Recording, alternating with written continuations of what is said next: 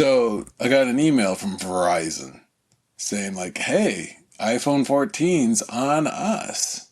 And it's like, I filled out the paperwork online because it's like this is an online only deal, and it's like now I understand why you don't want human interaction because I could probably detect a lie a lot quicker if it was a human saying it than me having to read tons of terms and agreements. But the entire time it was like, this phone is free. You qualify for this free phone. This phone is free, gratis. You don't have Free, to pay free, for this free, phone. free, Oh, free. yeah. And then it goes into like, here's your next month's payment. It'll be a little higher because we have to charge a one-time activation fee. It's like, Of $1,000. yeah. It was like, so I'm paying for four phones, four phone lines, covering those four phones. And it said, like, yes, this qualifies for a free phone. This qualifies for a free phone. All the lines qualify for a free phone. It'll be a $35 upcharge for an activation fee for these new phones. It's like, okay, so I'm thinking 35 times four, got it. And then there's like taxes. Well, you have to pay all the taxes for these phones as if you bought them. And it's like, ooh, that's going to be a hit, but it's still going to be cheaper. And so it was like $340.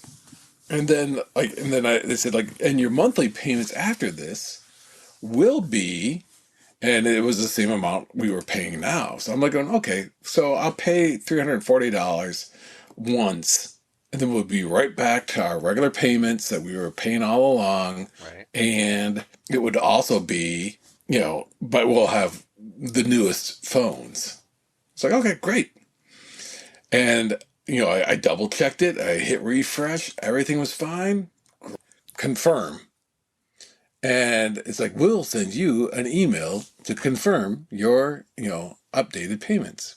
Then I get an email saying, like, congratulations on getting your new phones. Your bill will be, now mind you, it was $340 one time fee. And then it was going to be, I think we're paying like 150 or something like that for a monthly fee. Yeah. And I have to mention this is the first email. It's going to be the 350, yep. But each month is now going to be $250. So they added $100 a month. I was like, what the heck is this? Right. This is not what I signed up for or agreed to. They switched it. And then, legitimately, 2 minutes later, I get another email from Verizon saying, hey, your phone bill is now going to be, and it was $580 for the first payment, and then it was going to be $250 a month. Brr. And it's like, wait a minute, it went from 340 to 500. So they jacked it up twice, another $200 for the initial payment plus the $100 a month. And it's like, so these free phones aren't becoming free. And then we'll top it all off. I got another email moments after that. And this email says, your next bill estimate is $1,610. It's Brr. still $250 a month. Right. And I'm like going, 1,600? These phones were supposed to be free. Right. Where's the free one? I'm still Did I trying to click figure on this this out. right? Oh my gosh, I am like fuming mad. So, I mean, and these all came within like the first, like when I hit submit, like, yes, I agree to these contracts and the terms. What you said was my next bill and what my new monthly bill is going to be. I agreed to that. Verizon, you suck.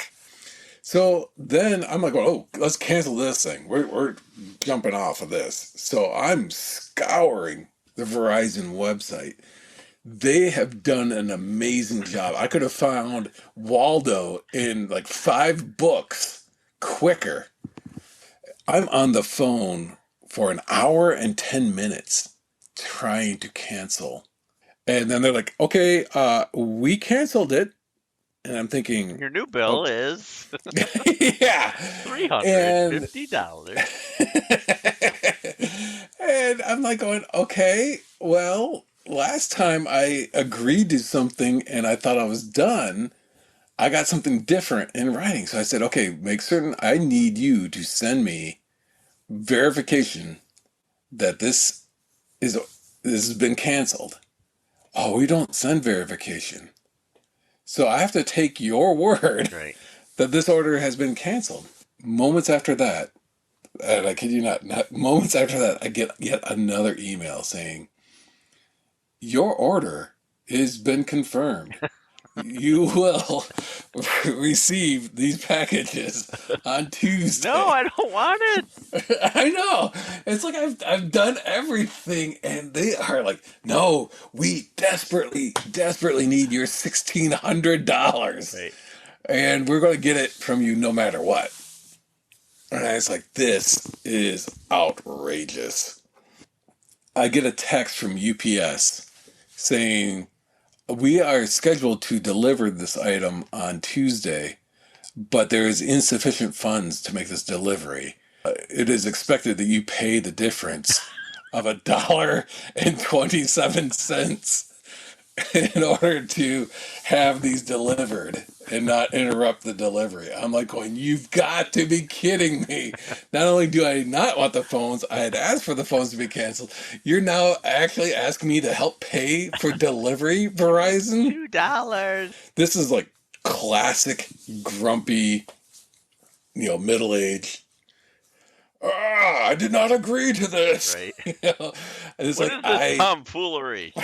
yeah, exactly. Get off my lawn with these shenanigans.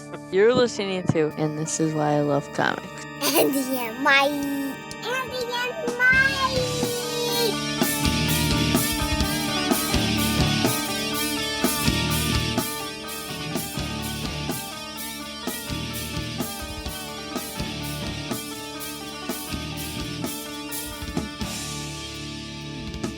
Please elaborate.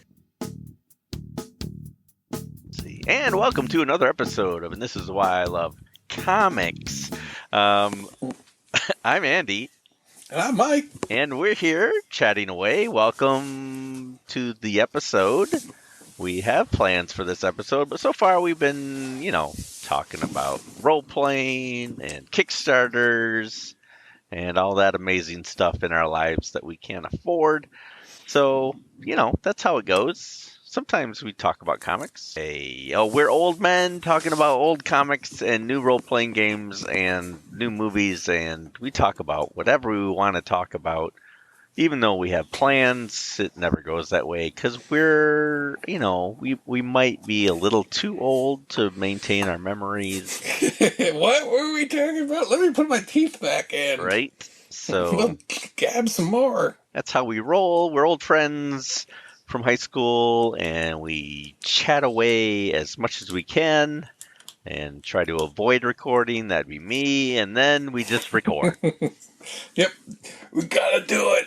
Yep. Live or die. Yep. And then we have fun doing it, and it's like, why don't we do this all the time? And then we avoid it, and then come back. And if someone gets sick, and that's me too, and it's an eternal loop, but we still manage to get some episodes out.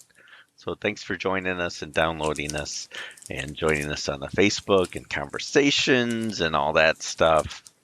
Asking the questions. That's right. I think we're going to talk about kids' comics today. We'll see how it goes because already I'm more interested in role-playing than I am in the kids' comics that we're talking about. I need to, for our webpage, you need to do a bio because I did my bio and then I did your bio and it was one sentence because I can't do your bio because you should do your bio. And so I was born. That's right. You were born to talk about comics. I think that's probably what your bio says. Let me check.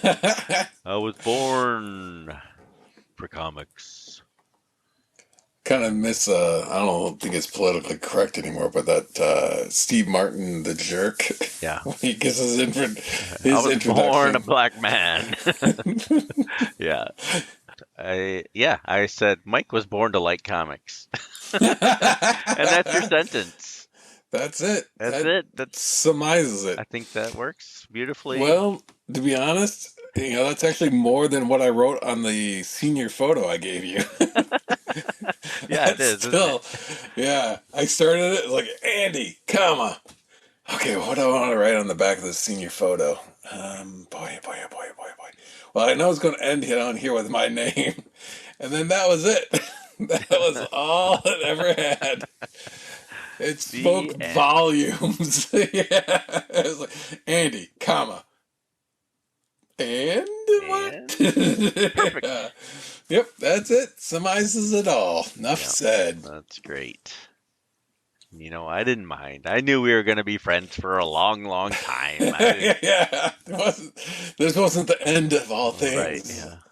It wasn't like Sam and Frodo. I hope to see you again at the reunion. Because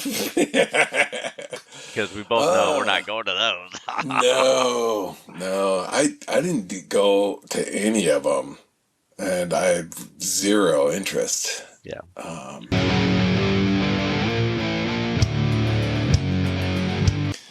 Whenever you support a Kickstarter, by the moment you forget that you paid for a Kickstarter that you've been eagerly waiting for because it's taken so long for it to arrive is when it finally arrives. Yeah. The moment you don't remember, it's like, oh crap, was that supposed to? So what the item was, being a giant Masters of the Universe fan, I finally got my Masters of the Universe board game from CMON, or CMON, or whatever, Cool Yeah. Minis or not. And it's like, whew. Finally. Yeah. I did the all-in order, so it came with everything.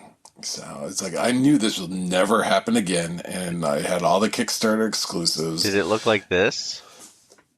Great podcast with you. I will say yes, it will look like that thing. Whether or not. I just texted you.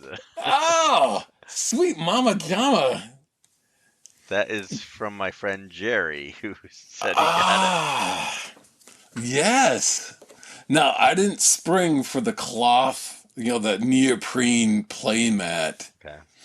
But yes, that is it. I hate to say it, but will it get played? Probably not. Did I spend too much money on it? Most certainly so. But because it had Masters of the Universe, hit that sweet spot, checkboxed. Then it also was a board game. Dang it! It was like it hit two. If it included comic books in there, Right. yes, All it three. would have been it would have been the absolute trifecta. But yeah, I was, here I am complaining about Verizon and UPS asking for, some money, and I'm throwing money away that I forgot all about, and it just shows up. Yeah, but you spent that last year. That was not this year. Yeah, exactly. It's all new. It's free this year. Yeah, well, well, because it gets worse. Oh no. Because of this awareness of this thing coming back, I'm like going, huh? So I hop onto the Kickstarter, and I'm like going, hey, this is Marvel United Kickstarter, and why, yes, by all means, Yes, I have would more. like to join this. Yeah, so it's a late pledge. So I wasn't part of the official Kickstarter part of it, but I definitely ordered. You got in it. Oh, crap, did I ever. I mean, it's like, retire? Nah, can't afford it. I will, because I've spent all the money so far on these Kickstarter programs, and sucker for it, because, again, this one hit the comic book, it hit the miniature, it hit the board games. Yeah. It's like, oh, this is... because it's got a very uniquely styled figurines for Marvel United, and it's like, holy crap! Well, you're not the only one who likes Kickstarter. Although I have not done it yet. There's my course based game, my Battle Oh Systems yeah. group. They're doing a Dungeons and Dragons kind of one called Maladum. It's basically a dungeon terrain, and then they have a whole full set of a game that goes with it, and then a huge other set that you can tie in. If you go all in, you get all this other stuff. And I'm just staring at it, and they've made a ton of money already. They're at $500,000 or whatever. Oh, And I'm going like, yes, I want that, but when will I ever get my D&D group together to come play this thing? I'll never use this thing. physical, yeah. It's a In physical person. game. I've played Core Space maybe twice, but I like building it and all that stuff. It hits all my little, oh, this is cool and it looks good, and it's probably, if I want all in, it's probably $500 or whatever. It's like, I don't know. I don't have that. I don't have $100 for one thing. That's, I don't know. I don't know what I'm going to do. I got 10 days to figure out how I'm going to. Oh, that's the worst. It's like when it's the countdown part of it. Yeah. And yeah, so I also I will say I threw in money at the Rift Tracks Kickstarter as well. Well, that's okay. I can understand that. Yeah, so that one is like every year. It's almost as if it's like taxation. Yeah. It's like it's going to come. There's going to be another Rift Tracks Kickstarter, and I will be throwing money at it. Yeah, Kickstarter is so dangerous because, especially, some companies will just produce the product. Like they'll do it. It's not a risk really. They've done 5 or 6, and they've done every single one. And it's not. If it's slow, it's not their fault. It's because it's coming from China or whatever. It's nothing on them. So you guaranteed this cool product, but it's so expensive. I can't rationalize that and not feed my children or pay bills. Yeah, there's definitely that level of like, oh crap, because the I don't know if it's endorphins, I don't know if it's just dopamine, whatever the chemical is that's in your head, that they've got this absolutely fantastic mechanism built in of like, you have 30 days. So like when it hits, you're like going, well, I can pass on it. And then in the back of your head, though, it's nagging. It is like, it's like, hey, you got 30 days. It's probably not like 25 days. Yeah. It's probably under 15 days now. Yeah, and look what they just unlocked. Guess what? Oh my gosh! What they yes. just passed. Yeah.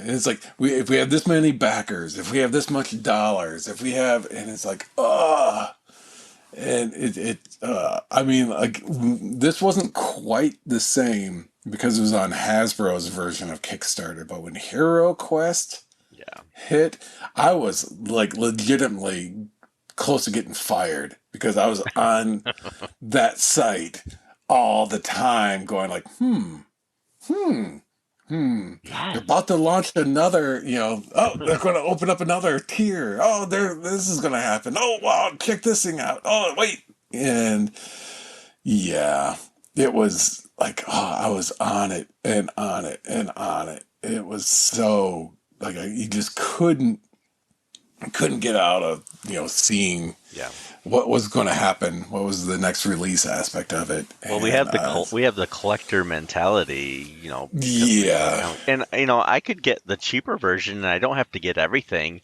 I could get the like $200 one, but do I want the $200 one? No, it's a Kickstarter. I want $500 worth of stuff that I unlocked, that I helped unlock. I want the grand hall and the extra characters and I want all that stuff. I don't want the lame thing I could get it, just by buying it at the store. I want the Kickstarter version of it where it's everything. Come on. Oh, I know it. Yeah, because it doesn't even have to be stuff you really want. Because like that Marvel United, like they were like, oh, if we reach this, we're going to get this new character, Shocker. And I'm thinking like, oh yeah, it would be a shocker to find out. No, it is the Marvel villain named Shocker. And it's like, oh.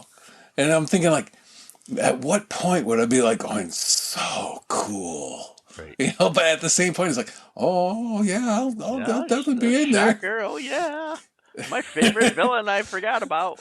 Exactly. It's like I haven't thought of that character in ages.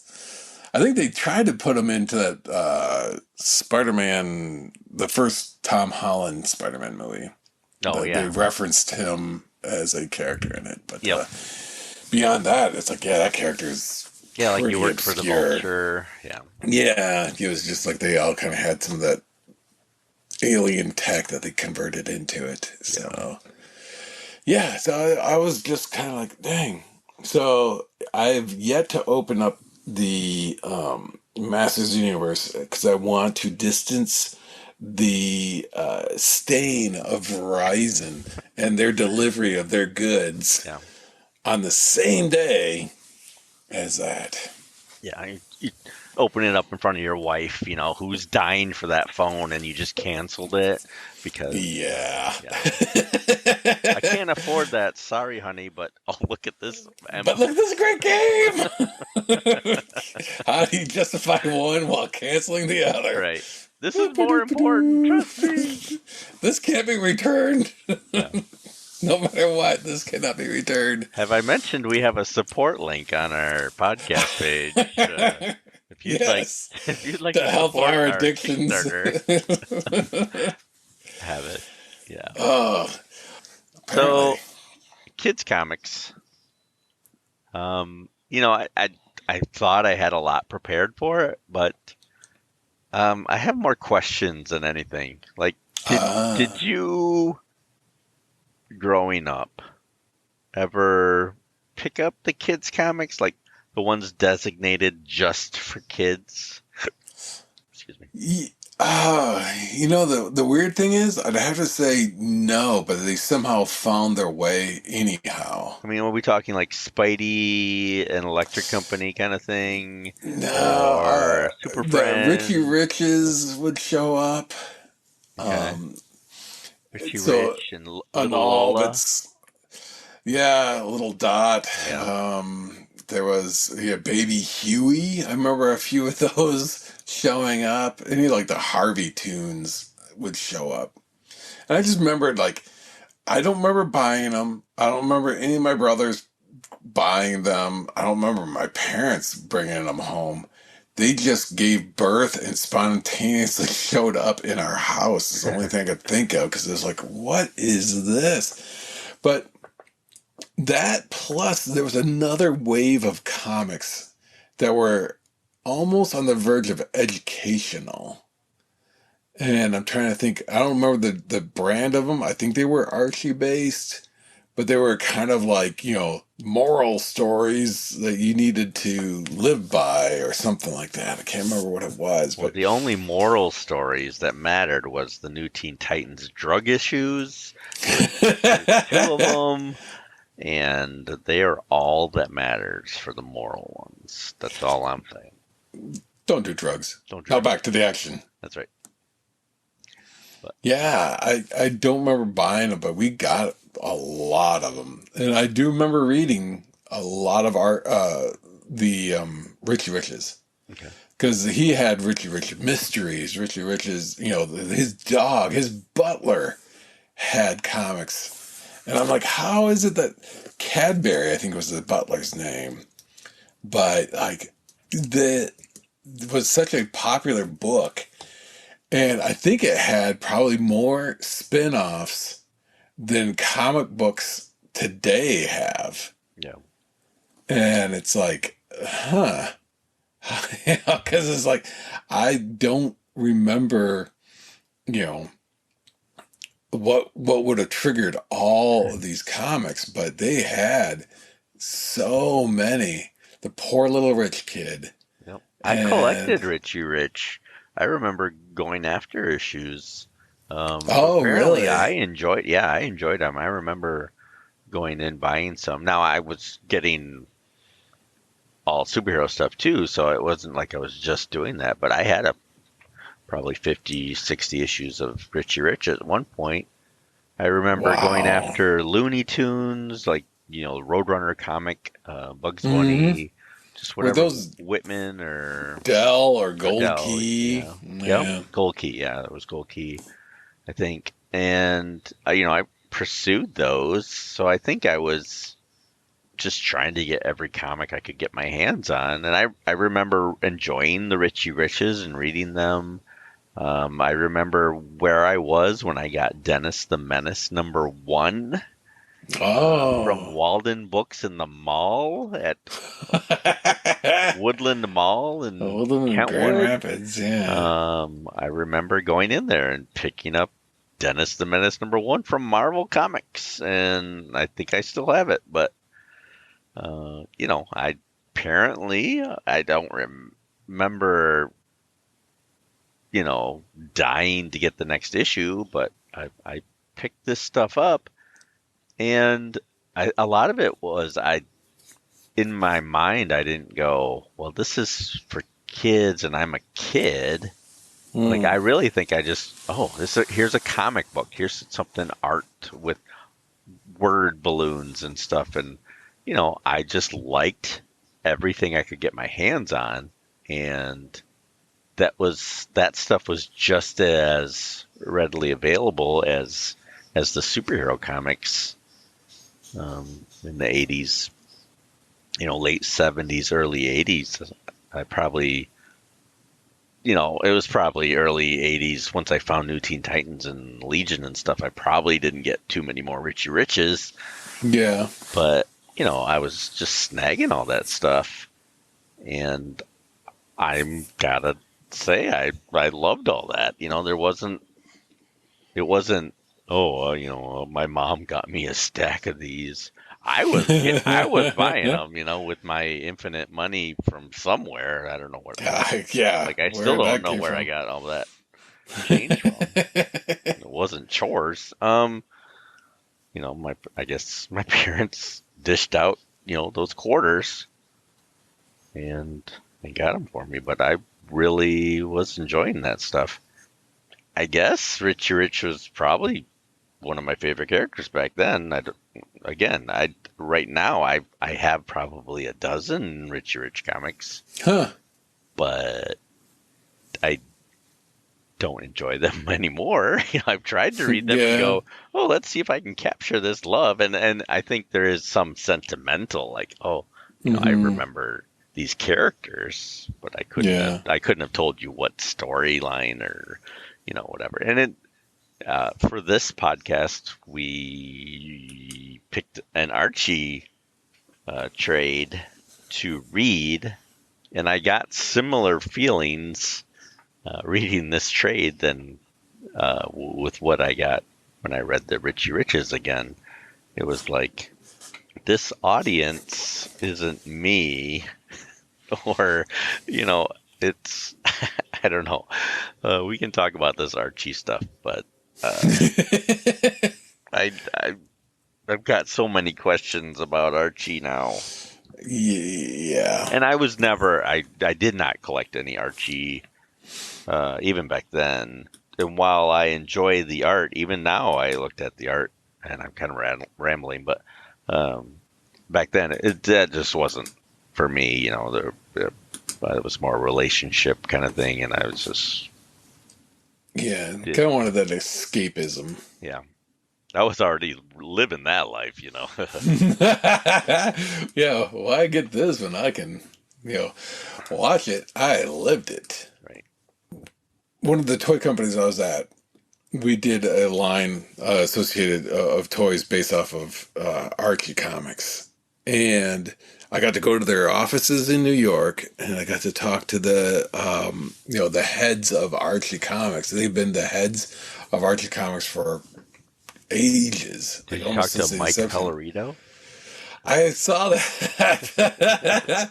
No, like Victor Gorlick was one, and Goldwater, I think was the other guy. Super, super nice. And we got talking about, what we could do with the toy line, what we were hoping to accomplish with the toy line, what we had lined up. Like, at the time, Toys R Us was still around. Diamond Comics was this great distribution company at that point. So there was a lot of avenues for something like this. Created some of the most terrifying toys I've ever worked on.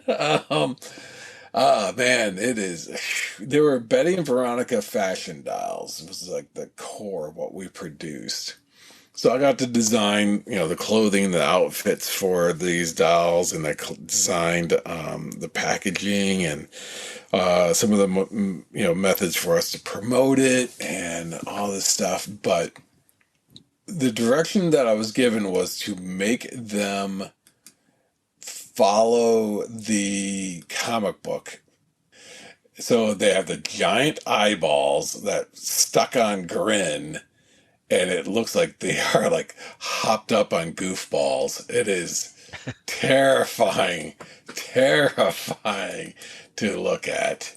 But I couldn't relate to Archie. I could not figure out what it was that, it's like, is this a comic for, like, is this a comedy comic? Is it a romance comic? Is it a relationship? Is it just a slice of life comic? And, it's like, and then did this have like relevancy for today? Like meaning, like, does anybody read this comic and go like, yes, I get it. That speaks exactly to our lives and the day-to-day life. And it's like, I didn't think so. And this was all done well before Archie kind of had that revival with like the afterlife of Archie, and they had the Riverdale TV show, and they had Mark Waid come in and write all new stories. So these were actually like full-blown stories, and it had different art instead of, I think Dan Parent did most of the art that I remember. It was the end of that classic look that Archie had forever. Yeah. And one thing I will say is they knew early on what their art style should be, and they stuck with it for a long, long time. Yeah. And I liked that aspect of it. Like it was almost like a Sunday cartoonist, who got in the papers. This is how we draw Beetle Bailey or Family Circus, or like this is it. This is how we do Calvin and Hobbes. And maybe that's not a good example because he did, but and here's what we do. And they kept that ages and ages. The 50s comics and the 90s comics were all pretty much the same art style.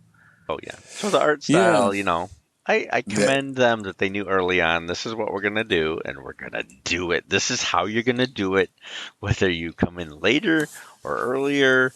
This is how Archie looks. And then they, like you said, they changed it up. And I've read a couple of the Afterlife, I think it was Sabrina or something. Yeah. They changed up the approaches to a lot of those I enjoyed it. What I did read, I enjoyed it. It was different and stuff like that. But I don't consider that an Archie book, really. That was something else. Yeah, kind of like how there was that book, like How to Draw Comics the Marvel Way. There was a definitive How to Draw Comics the Archie Way. And they all, didn't matter who was doing the artwork, if it was DeCarlo, Parent, Stanberg, any of these guys, they all looked the same forever. Yeah. And I just remember thinking, like, almost since the inception, I would almost say maybe like the 60s until, mid 2000s. So for 40 years, every artist that did anything drew them the same way. Yeah, kind of like how anime is done today. Yeah. I mean, Yeah. you could argue there's different art styles, but I have yet to see it. Yeah, there's a lot of farm, like it just feels like it's being farmed out and it's the same, Yeah. Like it has to look a just, certain way. And yeah. yes, there's exceptions, but for the most part, this is how you draw a face, and this is how you draw a kid's face when he's shocked, and I also kind of wonder, it's like, because of the fact that they've been perpetual teenagers for this long, do the stories run out? Do they recycle the stories every decade? And they just kind of update it ever so slightly? Instead of a radio, they had these transistor radios they were walking around with. It's now cell phones, but it's the same story. Or, because it's like you think about how many jokes can you really do with the same cast of characters for that long? And it's like, well, yeah, maybe.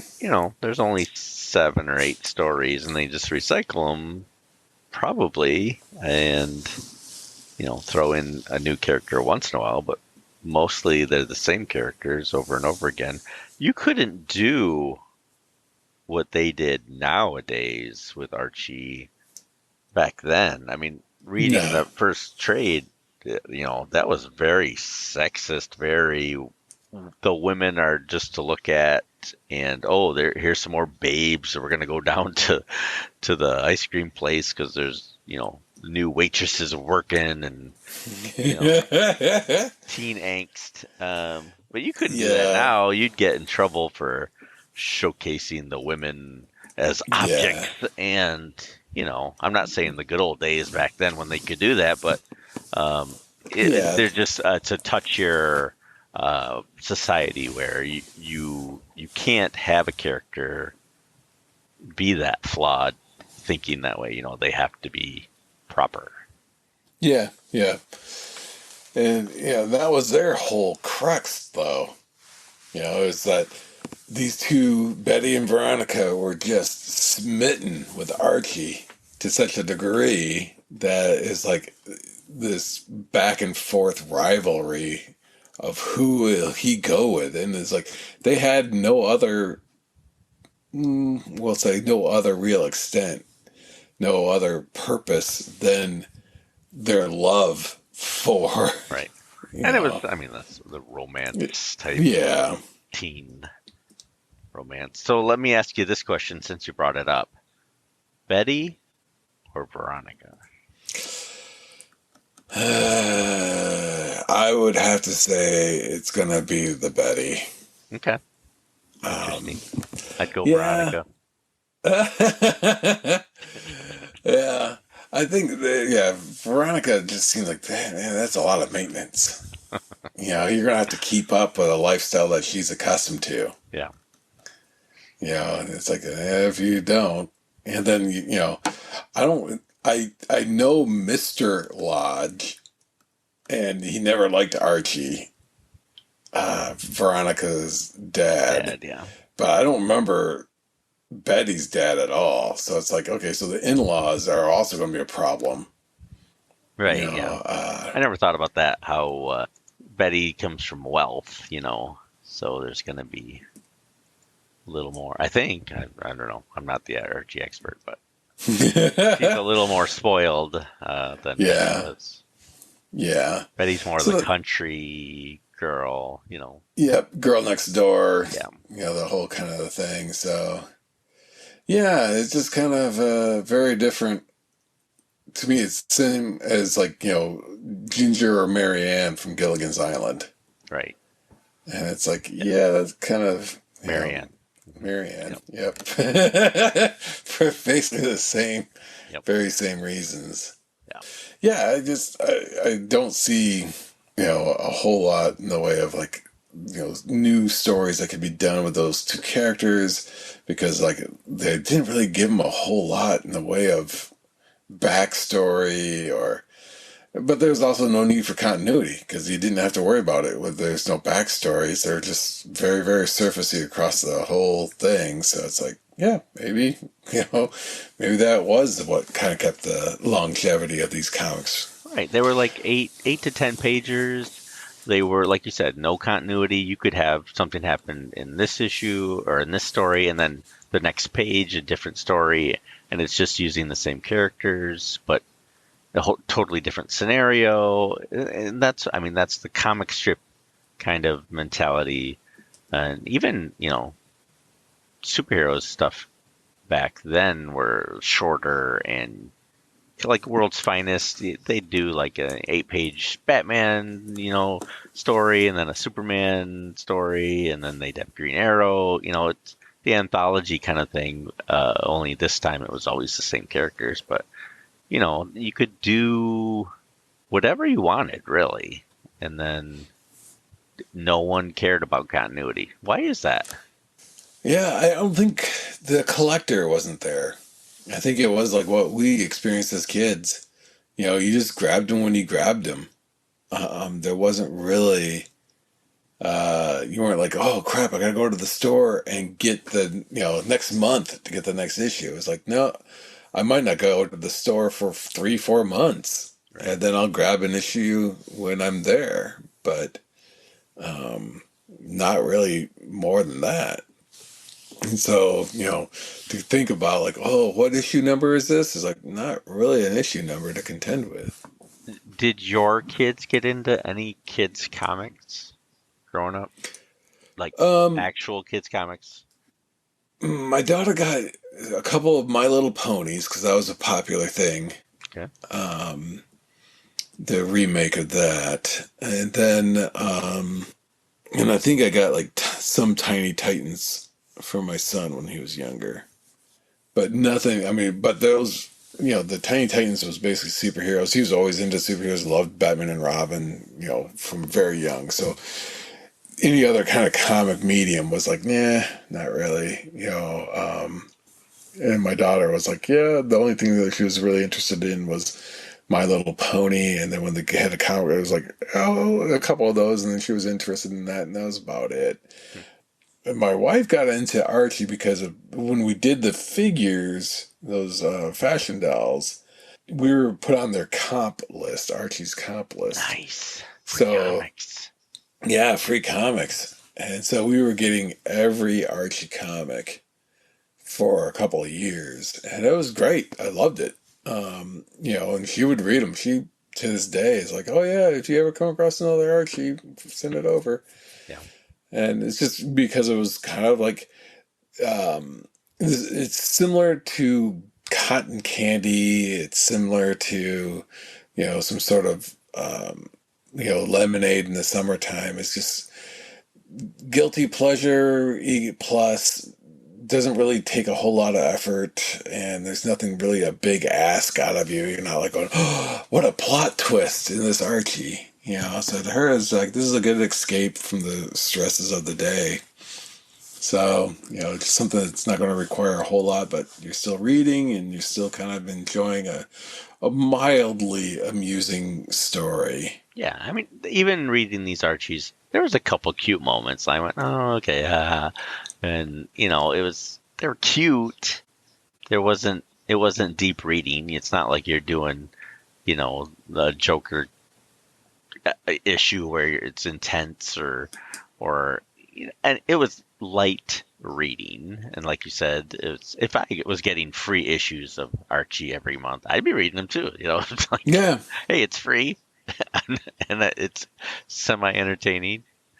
But it's no Kingdom Come. The series we really like. Yes.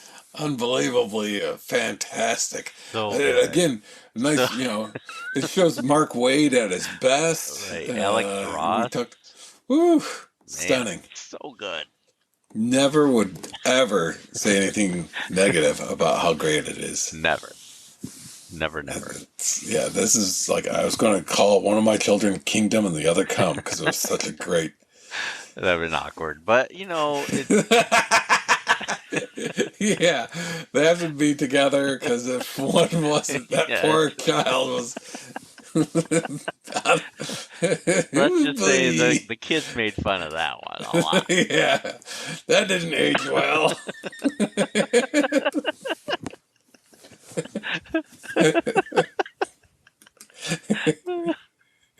This was for the older Yeah, fans. that one's for you. That's for the Patreon.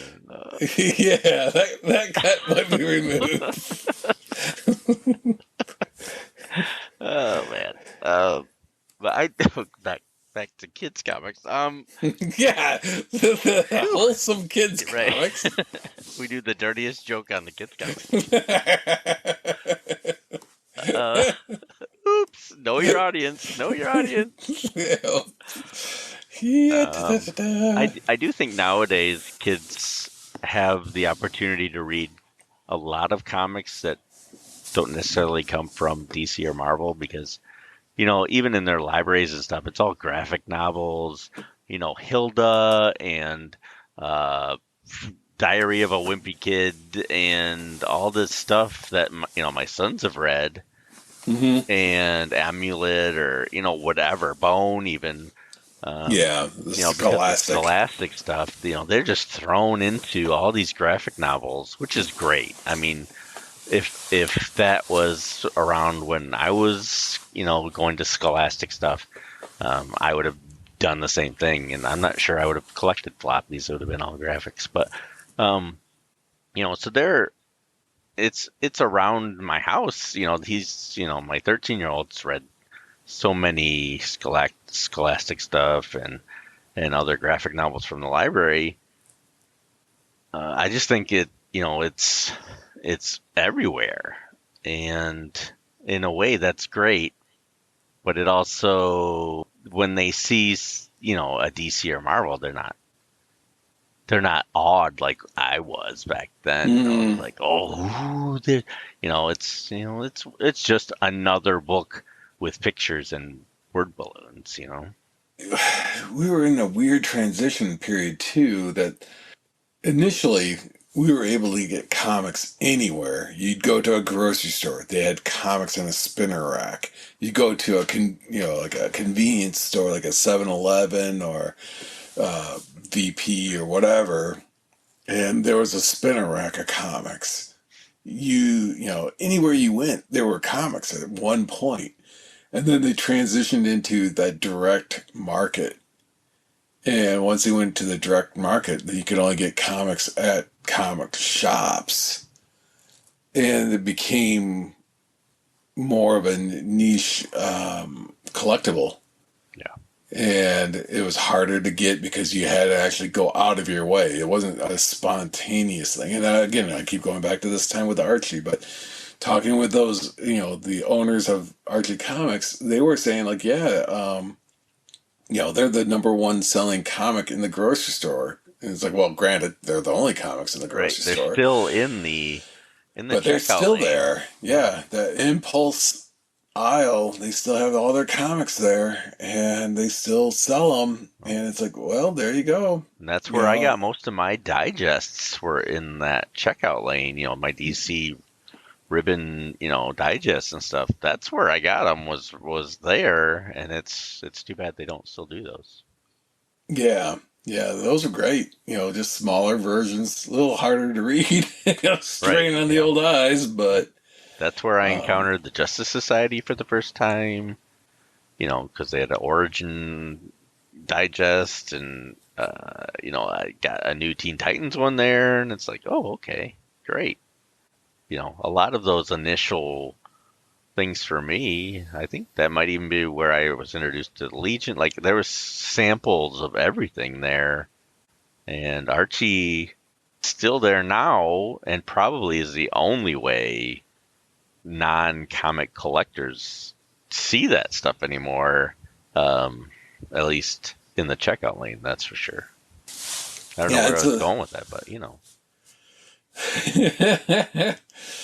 What did you think of, and one of the things that kind of triggered me thinking about Archie to begin with a few months ago is that I picked up that Archie meets Batman 66. I came across that 6-issue series or something. 6 issues? Yeah. Holy moly.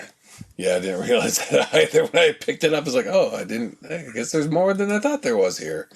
But that kind of threw me back in. It's like, Archie really was making an effort to try to be relevant in knowing their audience, and saying like, well, we may not be hip, but we could partner with things that are kind of hip. And so Archie's been around and that they could tie themselves in with pretty much any era. And I got to thinking like that first crossover that was the most unbelievable with Archie meets the Punisher. Yeah, what a way to start that. Oh my gosh, yeah, that was brilliant. And it got people thinking like, well, maybe Archie's got something more than we thought at one point, or the fact that it was the Punisher and how violent and how non-violent Archie was. It's like, how is this going to work? And it was like a publicity stunt that I feel really worked. And then since then they've gone on and had crossovers with just about everybody. Right. Yeah. And the universal aspect of Archie then actually plays off as a strength. Right. Because, in this Batman 66 and Archie, it worked really well. I mean, it's all drawn in classic Archie style. Oh, I was going to ask that. Like, is Batman classic Archie? Yeah, they've managed, and all of his villains, they were able to convert them over to an Archie-esque look. So there's kind of like simplified versions of Adam West and Burt Ward. They got a classic regular Cesar Romero and Joker with the, obviously everybody overplays it now, but the mustache, shadowed mustache that the clown makeup tried to hide. Yeah. Was it an absolute likeness of Adam West or Burt Ward? No, it was, Archie versions of Batman. Yeah. I just pictured like someone drawing based on the Batman show and then putting Archie characters dressed, having two different styles in one. Yeah, and then mashing them together. But yeah. Well, they did actually kind of do that where they had Archie meets Riverdale. Oh, really? And, which was obviously Archie, but for TV. Yep. And so they did the comic art for Archie, but comic book versions of trying to capture the likenesses of the actors whenever they were in the same panel.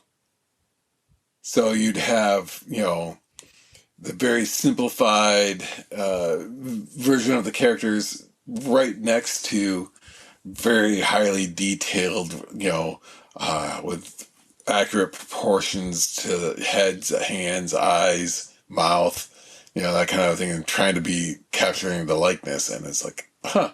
So you see, Veronica from the show meet Veronica from the comic book. And that was kind of interesting. But yeah, but what really sold me on it was twofold. One, they had, Batman 66, which I thought was great, that they used that. And then meeting with Archie. So the concept was perfect. It had Mike Allred doing the art. Mike and Laura. Really? Allred. Well, the cover art. I gotta clarify, cover art.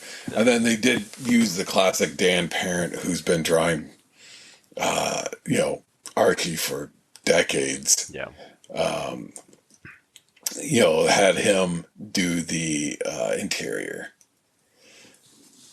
So I thought, well, that's pretty spot on, They did a fantastic job with it. Really enjoyed. And the art and the story, all of it kind of lent itself to being, really goofy. It definitely felt like it fit in with both. Like I could have easily seen an episode of the 1966 Batman show with Archie showing up in it. Yeah. And so it was great. I thought they did a fantastic job. Now, would I go out of my way to find other Archies? Not really. But this one just seemed to hit the right button at the right time. And it's like, I'll give it a try. and it worked out really, really well. I thought it was just a fun, very lighthearted Batman and Archie, but Mike Allred's covers really kind of sold it, though. Right, yeah. Everything else is like, yeah, it was good, but Archie's, that cover art was like, yep, that's it. That was all that's needed. Genius. Yeah, so Archie, I read that 6-issue series. I read the 70s anthology book, which was a weird because it wasn't just the 70s. They reprinted some of the stuff from the 60s in there. They're such bite size, meaning that, like you said, they're only 10 pages. You can zip through any Archie story in moments. Yeah. And they don't take a whole lot out of you. There's not a big ask. There's not really a demand from you to go, like, did you see the deep symbolism? Did you see what that meant? Did you see when Archie was given this symbol? And it's like, no, it's just what you see is what you get. Yeah. There's nothing more than that. The pretense is not there. Yeah. As I was reading it, I got the impression that Archie is the equivalent of dad jokes. Like, yes. Like, haha, yeah, okay. But that's it. Like, there's no deep laughter after, all these things. It's like, oh, dad joke, sure. Okay, yeah, that's cute. But, yeah. Yeah, but I'm not going to, it's like, it's not gut busting. Right. Yeah, a friend of mine referred to Charlie Brown and as like gentle humor. It's like it's never going to make you laugh out loud, but you might go, with a satisfied sigh. And it's like, oh, yeah, I get it. But not like, holy crap, that's brilliant. Right. Nothing. It's just like, oh, okay, I get it. Yeah, that was kind of fun. But yeah, I kind of want to kind of go back, to our Richie Rich, because they did a... So why aren't there Richie Rich action figures, I was just about to mention something to that effect of... There was a guy that we had met at a San Diego Comic-Con, Terry. He owned a company called Electric Tiki, and he did statues of Richie Rich. Oh, really? These resin statues. So I've got a couple. Super nice guy. He was a Disney animator. He was what was called an in-betweener. So, like a well-renowned, like a Glenn Keane or an Andreas Dejas would do the frame of the basic art of like, okay, this character's posed here, then here, then here, then here. Yeah. And then this guy would go in and like, because of how many frames per second, would fill in the gaps between this step and this step and just draw and draw and draw. But that was his gig and he was really good. But he just kind of got burnt out on it after a while. I was like, okay, that makes sense. But, he got the whole Harvey, so he did Hot Stuff, he did Casper, he did Richie Rich. Nice. And there were great little mini statues of these characters, and I loved every one of them. But, yeah, so I've got a Richie Rich on my, at the office next to a, one of those old, like, 7-Eleven, I think it was, or Pepsi, glasses. That's got Richie Rich on it as well. Yeah. Nice. So, yeah, it worked out. And I was, kind of, that's the only thing I've really seen. He doesn't look like Macaulay Culkin, does he? Mercifully, no. Okay, good. Yeah, that wasn't a John Hughes film.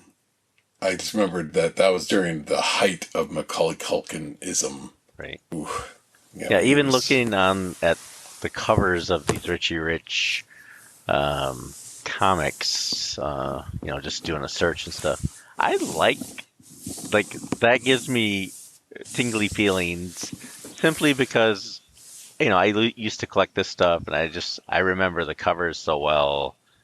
So I must have enjoyed it. I must have liked it a lot and just kind of, eventually it faded out. And I got, I started liking girls and stuff, but, it was... a magical Supplanted. time. Again, they're pretty basic stories, and similar to Archie, it was just 6 to 8 page, guffaw, and then next laugh, and then the next little joke, dad joke, ism. Mm-hmm. But so it's formulaic, but you know, it's why I'm so wealthy now is because I learned from Richie Rich. Even the covers here, it says Richie Rich millions, Richie Rich billions, Richie Rich zillions, Richie Rich, riches. Vault of mystery. Yeah, profits, Yeah. cash. Yeah. Wow. Cadbury had his own, and Dollar, I think, was the name of his dog. Yep, And he had his own. And it's like, man, this is such great stuff. Yeah. But I don't know if I could read them again. Yeah. He said sometimes it's just like, Pat the Bunny isn't going to hold my attention like it did when I was very, very young. Right. And some things, they don't work now like they did back then. Like the Muppets. I think the Muppets don't work like they did in the 70s. Because it was a different time. And, it was perfect for then. But if you do a Muppet show now, which they've kept trying and trying, it just doesn't hold up. Like, people don't want to watch puppets like they used to. Well, not in that regard, in that way. Because, like, what worked is you think about, like, how many variety shows were out in that era when they hit, when they were the biggest thing out there. Yeah. Donnie Marie, Cher. Sonny and Cher, yep. Yep. They all, even Dean Martin, had his own variety show. Right. Paul Lynde had his Halloween variety show, and it was just, everybody had a variety show. Even for better or for worse, Star Wars' Christmas special was a variety show. Genius. And it's like, so the Muppet Show was a take on that.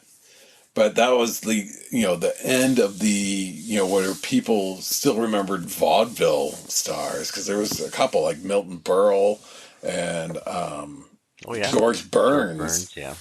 It's like vaudeville. What the heck is vaudeville? And no one would remember that. So, but there were still a few legends from that era around. And so it wasn't, while greatly removed, variety shows were still a thing, and now it's like, what? No one does a variety show. The closest thing you have now is like America's Got Talent, or what's the other one? X Factor or something like that. Right, yeah. Having puppets in a variety show kind of gave a skit kind of a format, and it worked really well. It was definitely, a perfect storm in order for that to have happened the way it did, but... Yeah. And I love the Muppets. I'm wearing a Beaker shirt right now. But I don't think, other than I love the Jason Segel Muppet movie that was from a few years ago. That was excellent. Yeah. But I just don't think kids nowadays, or the people who love it are just like comic book collectors. They're older. They reminisce because they had a happy childhood kind of thing with it. And it's just memory. It's not because kids nowadays like it. And yes, there are exceptions, but But it's usually foisted upon them by their parents or some other, family member that's like going, hey, I remember this as a kid, you gotta watch this. And they're like, oh yeah. My son loves Speed Racer. That was before my time, way before his time. Right, yeah. And so it's like, Lupin the Third, same thing. That was before my time, and then it's before his time, but he loves Lupin. And, and it's just like, more so than I ever did, but it was something that I introduced it to him, and then he took off and running with it. So sometimes it connects, but even if it's not of their era, but then others, it's like, no thanks. You can't make me interested in this. Yeah. no matter what. Yeah.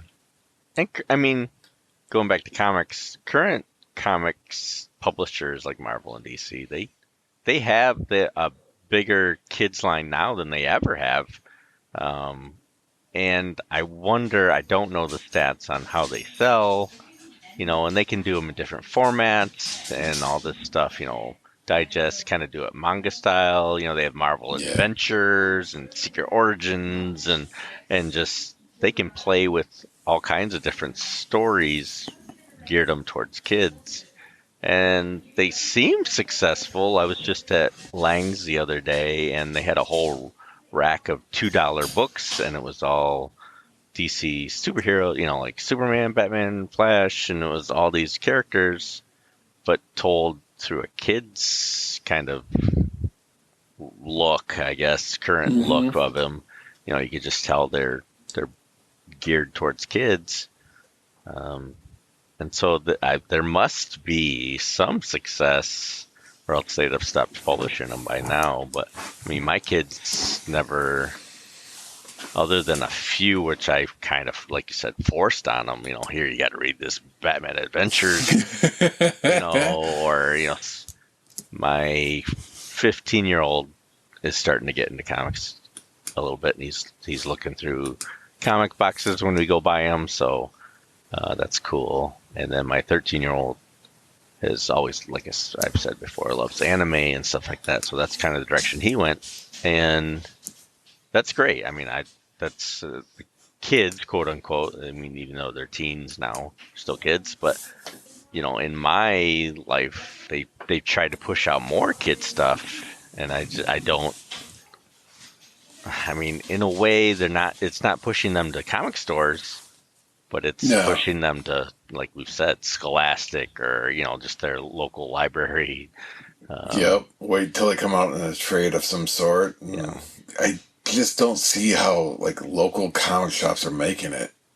It's like we're not as young as we once were, and we may have some disposable income to buy these comics, but with as many as they're producing, I have a really hard time seeing how they can justify as many titles as they've got with as limited amount of distribution as they have. Right, yeah.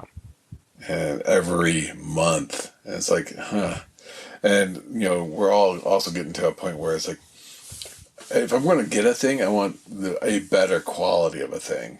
Right. And it's like, I'll hold out until they get a trade paperback. I'll hold out until that hardcover comes out. Or the absolute, or, Yeah, exactly. The omnibus of this, and not going to get every month a little floppy thing that I'm going to have to bag, board, and throw into a box, never to be looked at again. Whereas, like, at least a trade or a hardcover, I'll put it up on a bookcase and I'll have more access to it. Yeah. Yeah. And I think some of that, putting out all these books, you kind of see it in publishing companies now, Marvel, DC, cutting back, and, we're putting all these books out, but they're not selling, and we're just putting out more books, and we're putting out storylines that nobody wants to see. Oh, look, another event, where we can get a bunch of people buying number ones, but they never buy number twos because, just perception wise, people only want books that are going to be worth something. There's just a whole slew of things that publishers are finding very hard to sell a book now. And it's just, I think they've done it to themselves. So they only have themselves to blame, but they also don't have the leadership to take them in the right direction. I don't think the people that are running it are doing a very good job of running it. And it's like, okay, we're going to try this out. That didn't work. Okay, let's try this out. Okay. Well, let's go this direction. Okay. And then it's like, that didn't work. Let's just go back and do this. And that's a problem in itself, is that we see it as a non-direction because they are trying everything. And it's just like, I don't want to invest in something, that that didn't have a clue. Star Wars doing a trilogy without knowing where the trilogy's going. That's Yes. just that. That's why there hasn't been another Star Wars movie in 6 years, and they're just doing TV, small, little things, because they blew it on that last trilogy. Yep. That nobody wants to see that happen again, and they had to pull back. And same thing here. I think it would benefit publishers, if they're going to cut people's jobs anyway. Why don't you cut books and make the best of the best, and then see if you can grow it slowly, organically again, and maybe 15 years down the line, you're selling all these books again. But nobody's getting them now because you've made this atmosphere of death doesn't, all these comic book rules are broken. Death doesn't matter. We're going to reboot every year. If something doesn't work, don't worry about it. Continuity doesn't matter, or continuity matters too much. I think they need to pull back sharply. Keep your characters around, but don't do 15 Spideys and 10 Batmans and all that stuff. Things we've talked about before. And just see where your audience is buying things, and then organically you can grow again, but just stop with the events and get good writers, get those good artists back. Yeah, that's like I said, that's where Ed Brubaker and Sean Phillips. I know we're going to talk about that down the road again at some point, but it'd be criminal not to. What? But yeah, it's a great team writing great stories with a definitive start, middle, end, and then they move on to the next start, middle, end, and but they're not tied to any one storyline or whatever that they feel like, oh man, we can't kill this character off because this character's got to last us 80 years, and it's like, no, a character does not need to last you 80 years. It can, or don't care about continuity, and just tell Archie's type stories where you can make them little snippets and a little like, oh, I get it, that was fun. Joker got beat up again. Okay, that's fine. Justice League looks in the mirror, and now suddenly, in a circus mirror, and then one's fat, one's skinny, one's tall, one's short. Next issue, they're fine. Everything's good. They're boycotting superheroes. They need to send them into space. Right. Yeah. Get off our planet. Right. Superheroes. Yeah. Just tell a story. Yep.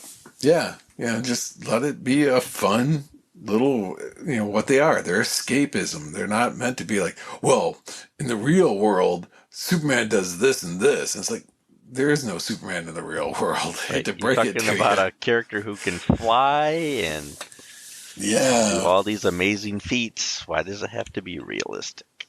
Yeah. Just let it be goofy, what it was when it came out. Just a story that entertained, and then try it again next month, and try to entertain again next month. But don't mess with my Legion. All right.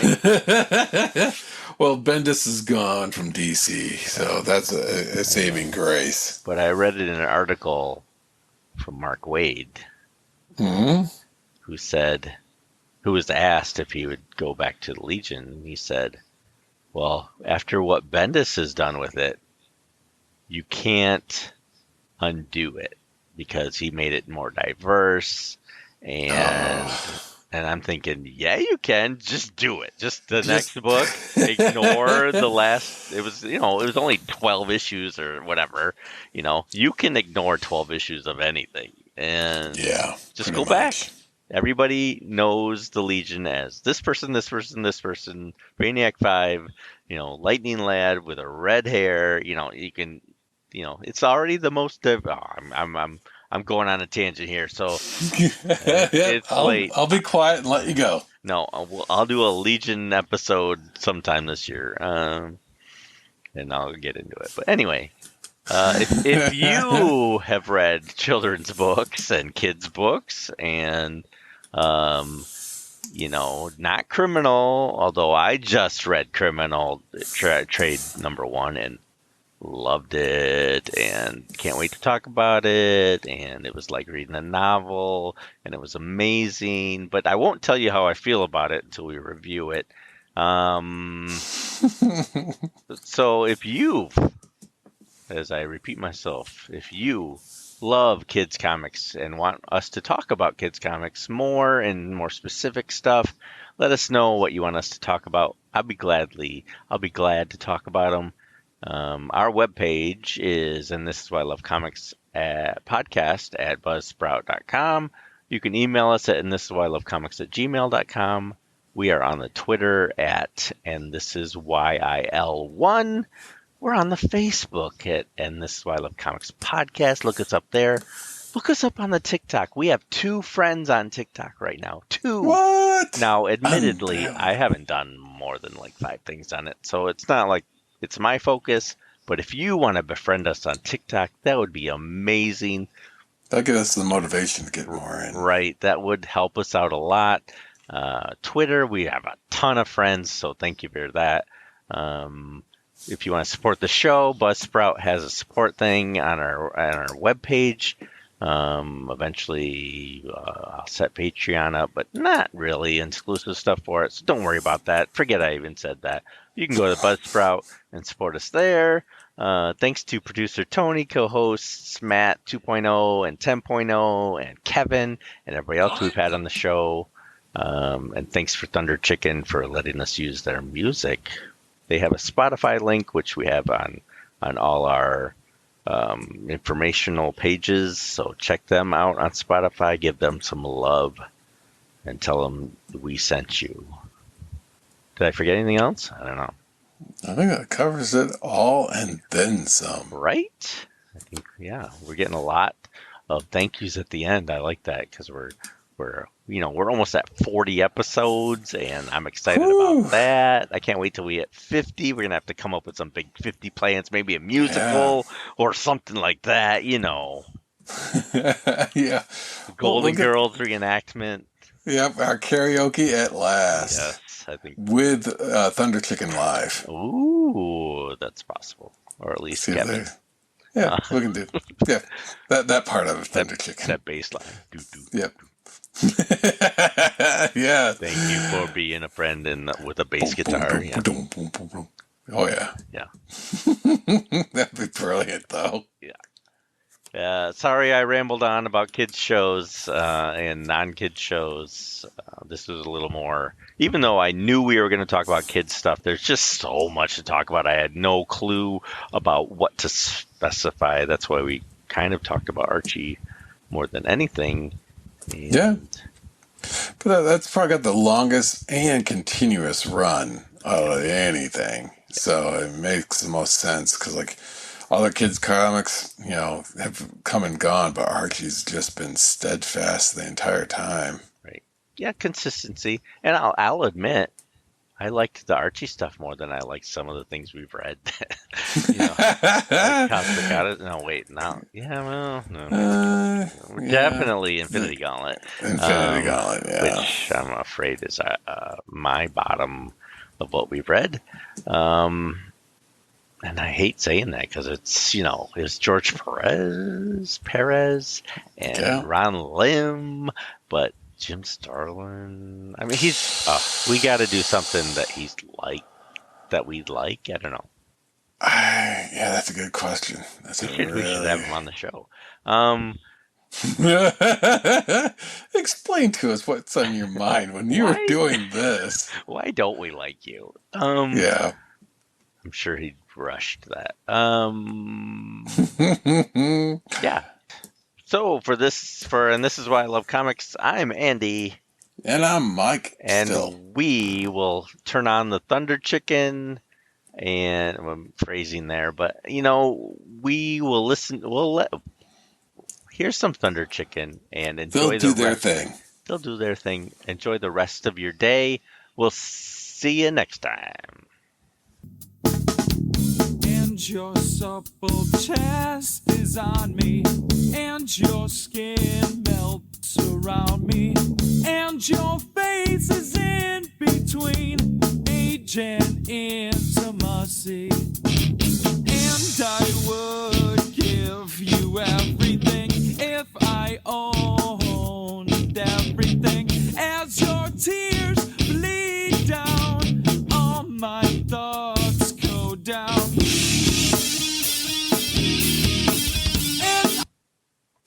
Next time, doodly doodly doodly doodly. And here we are again. We're back. Man, I had a trucker's hat in the 70s, and it had nothing but CB lingo. And I thought it was the coolest hat. I was in like maybe first grade, if that. And I thought it was the coolest thing ever because it was like, you know, it had like 10-4 good buddy and breaker breaker and smoky on my tail, and it was like it had all the lingo you could hope for. It was kind of like a dictionary for CB slang.